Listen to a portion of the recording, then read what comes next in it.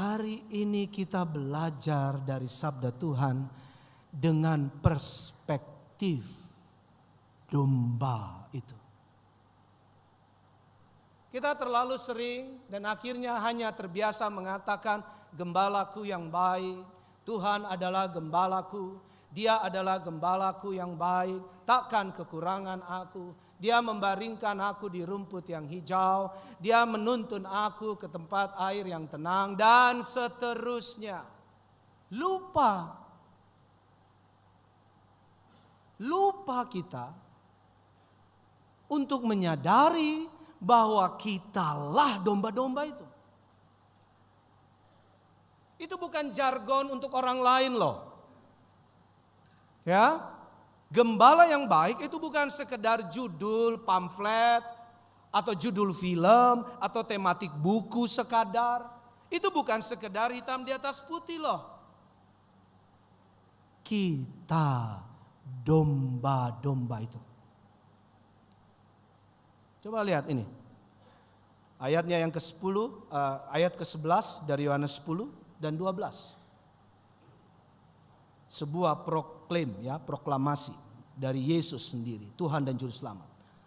Akulah, apa di sana Bapak Ibu? Sekali lagi. Akulah apa? Sama-sama bilang sama saya, Tuhan Yesus gembala yang baik.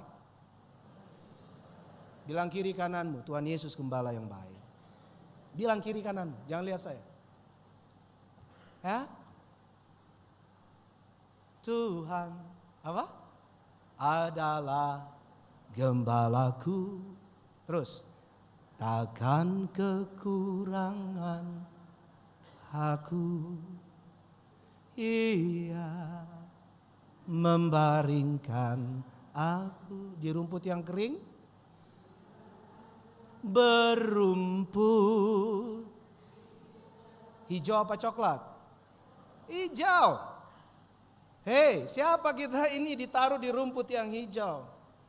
Disediain. Padahal bandelnya luar biasa. Bapak Ibu, dari awal ini saya mau katakan, monggo, sekali-kali mau jadi domba yang nakal silahkan.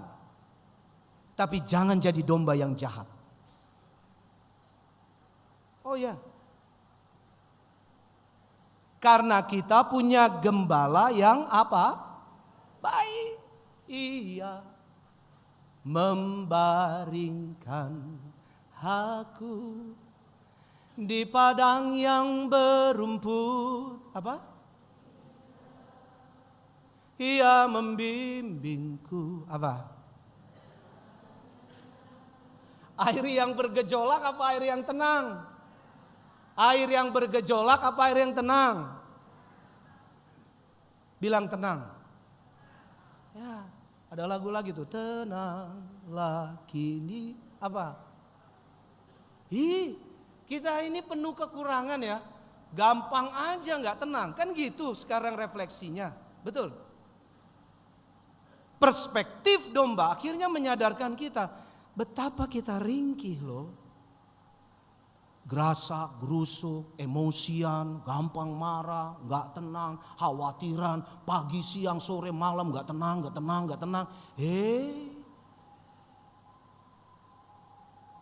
Yang lagi lebih top nih. Lanjut. Gembala yang baik memberikan apa Bapak Ibu? Sekali lagi deh supaya cetok ya, supaya mantap jelas. Gembala yang baik memberikan itu berarti kita berposisi tidak sekedar ringkih, tetapi kita berposisi tidak selamat. Sampai-sampai Dia mau, Allah Bapa dalam Tuhan Yesus Kristus dan urapan Roh Kudus yang sudah ada dalam hati dan pikiran kita, yang kadang kita yang menendang, izinkan saya gunakan istilah itu, kita yang tendang kuasa Tuhan, Roh Tuhan yang sudah ada dalam hati, sudah ada dalam kognitif ini, sudah ada dalam seluruh panca indera, sudah ada dalam hidup kita. Oh, kita pandai sekali mengatakan Tuhanlah gembala yang baik, Yesusku gembala yang baik. yang menuntun aku dan membaringkan aku di rumput yang hijau dan kepada air yang tenang. Tapi hari ini kita dapat indah sekali. Siapa ya saya ini Tuhan? Siapakah kami, keluarga kami ini Tuhan?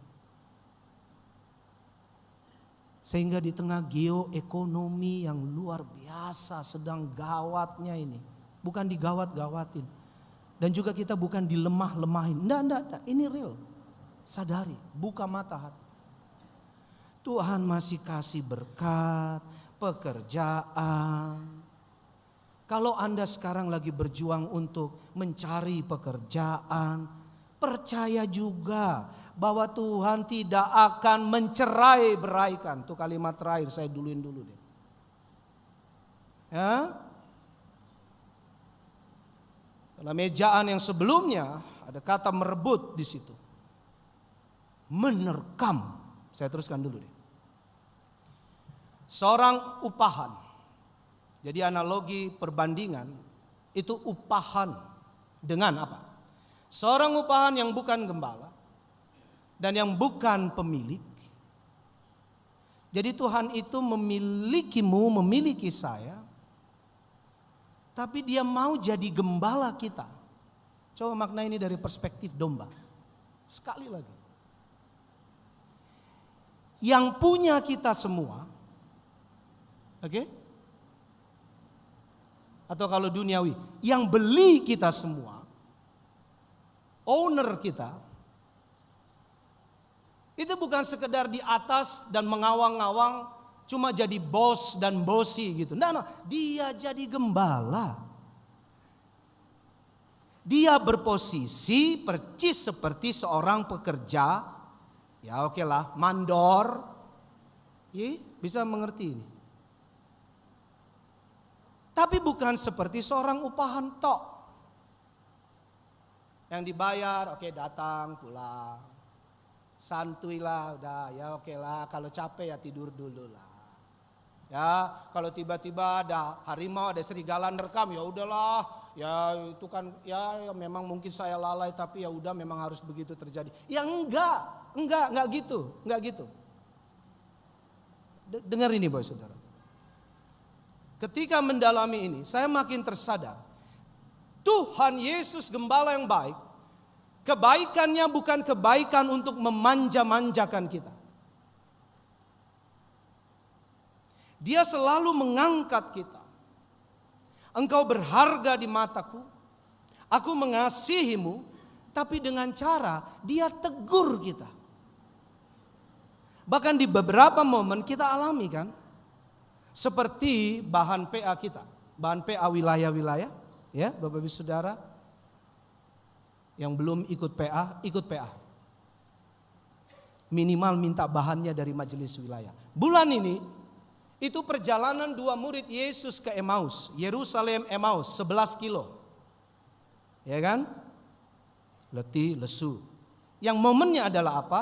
Ketika sebelum masuk Emmaus, yang tadinya galau, sedih, tertutup mata hati dengan berbagai kesedihan dan kehilangan itu.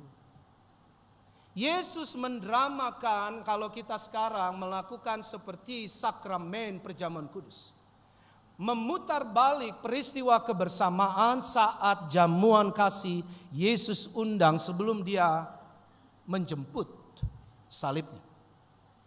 Dia memecah-mecahkan roti, bagi. Dia menuangkan air, anggur, bagi. Di titik itu dikatakan jelas, termaktub dalam ayatnya. Terbukalah mata hati mereka. Bahwa yang berjalan kurang lebih sekitar 11 kilo itu adalah gembala yang baik itu. Siapa dia? Tuhan pada saat itu juga dikatakan Yesus lenyap. Oh kalau kita yang sering tergoda netizen dengan komentar yang ahli sekali cari kesalahan, kekurangan. Ya mungkin Anda bukan netizen. Tapi kita sering kali terpengaruh dan mudah sekali terpengaruh ikut-ikutan kan.